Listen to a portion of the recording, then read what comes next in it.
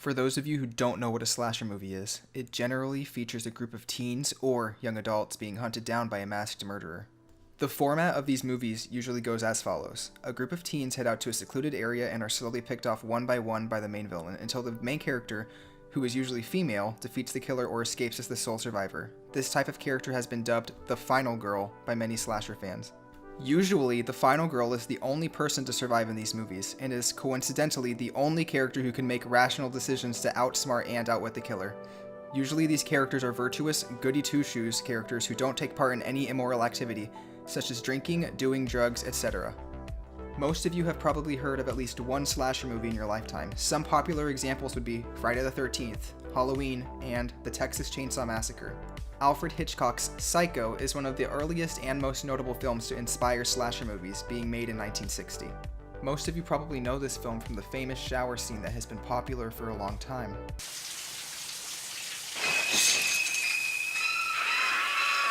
However, this movie isn't typically thought of as a slasher, but merely an inspiration for the genre. There were many more inspirations, such as Michael Powell's Peeping Tom, which got into a lot of controversy after its release for its sexual and violent themes that weren't widely accepted in film at the time. Many critics gave it horrible reviews, destroying the director's career because of its content. In the early 70s, more and more films depicting loads of violence and death to profit off of the trend came out and were dubbed exploitation films. The Texas Chainsaw Massacre, which features a group of young adults going on a road trip and being attacked by a chainsaw-wielding man called Leatherface and a sadistic family, was one of these movies as well, depicting cannibalism and gore.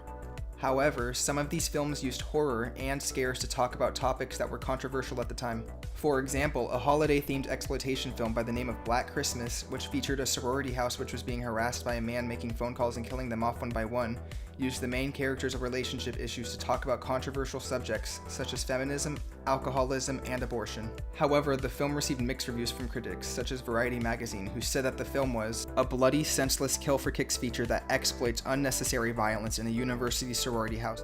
Some reviewers praised the film for its amazing lead actress and innovative plotline.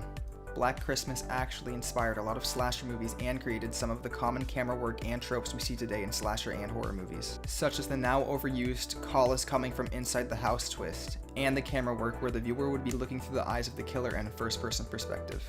John Carpenter, the director of Halloween, was actually inspired by Black Christmas to make his movie.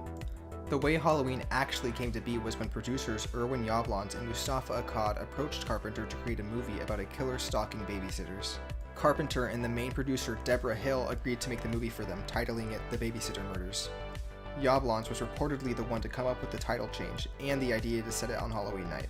Carpenter used the location of a suburban neighborhood to create a sense of paranoia in a setting that would normally be deemed safe from things such as a man going on a killing spree.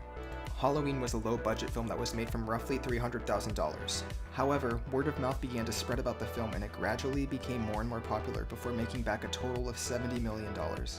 Halloween was the most influential film of the genre and is arguably one of the main inspirations for almost every film of the genre today, such as Friday the 13th. Friday the 13th's original movie was made specifically to cash in on the trend that was started by Halloween. There isn't much else to say about Friday the 13th other than the fact that the killer was never shown to the audience until the final scene where she was revealed to be Jason's mother. Friday the 13th lacked the strategic camera work, tension and suspense building, and general uneasy atmosphere of Halloween. However, they made up for it with the amazing practical effects that they used in the death scenes, which I won't be showing for obvious reasons.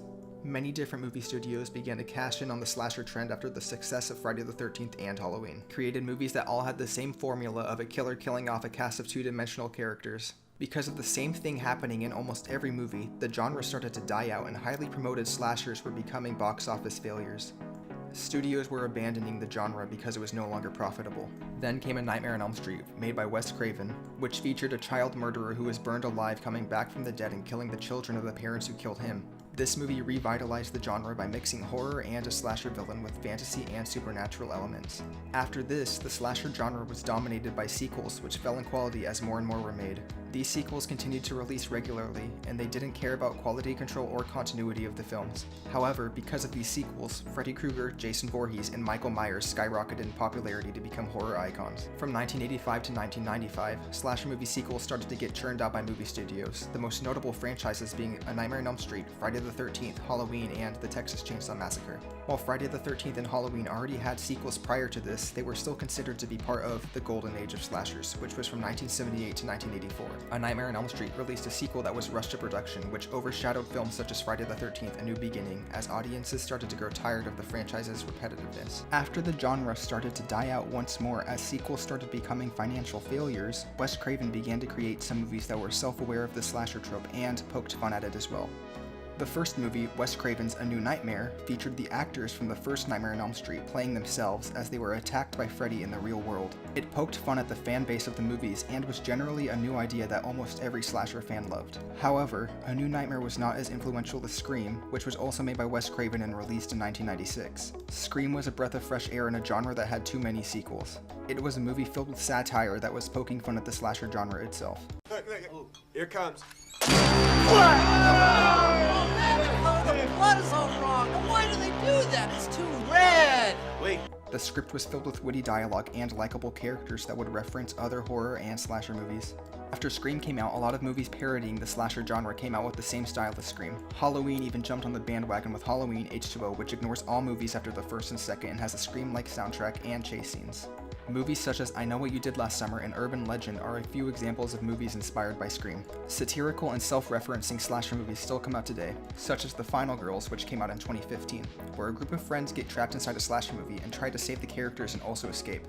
Happy Death Day, which came out in 2017, is where a cliché mean girl is trapped in a time loop as a slasher villain kills her over and over. And also The Cabin in the Woods, which came out in 2011. It's the best out of these three movies, and I won't be spoiling it, and I suggest anyone who likes horror movies should watch it. However, in the mid-2000s, horror movie remakes started coming out. These usually had higher production budgets and usually changed the structures of the plots to make them more realistic and gritty. Most of these movies were not received well by critics, as they usually changed the stories in bad ways and also did nothing original with their plots at the same time. These were received horribly by horror fans as well, especially the Halloween remakes, as they try to give a backstory to Michael Myers, when the whole thing that made him scary was that you didn't know why he was murdering people. However, recently, the old slasher genre has been making a comeback. TV shows with a slasher theme were being made, such as Scream Queens, which is a comedy show parodying slasher movies. Y'all hear that? What are you guys talking about?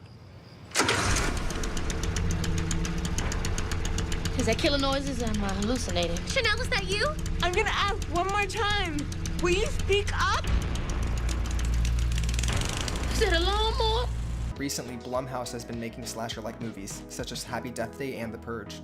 After the success of these films, Blumhouse released Halloween 2018, which was a direct sequel to the first film, which ignored all other films in the timeline, trying to go back to the series' roots. The movie was similar to the old movie in which Michael stalks random people on Halloween night and kills them, since they retconned a plot twist that happened in the other movies. However, it had a fresh new twist as it focused on the character development of 3 generations of the Strode woman, Laurie, her daughter, and her granddaughter. The movie focused a lot on Laurie's PTSD and trauma following the first movie, with her obsession to finally kill Michael Myers once and for all, and also how it affected her daughter and granddaughter's lives. I will be leaving out any spoilers because the movie came out recently. Halloween 2018 was a massive success, and a sequel is already being written. Friday the 13th most likely won't be able to make a comeback along with Halloween, as currently the writer of the first film and the producer of the others are having a lawsuit over who is going to get the rights for the series. This lawsuit may take years to finally settle, as they have tried to come to an agreement and failed many times already. I hope you enjoyed this history of slasher movies, as they definitely came a long way, and I'm glad they are making a comeback.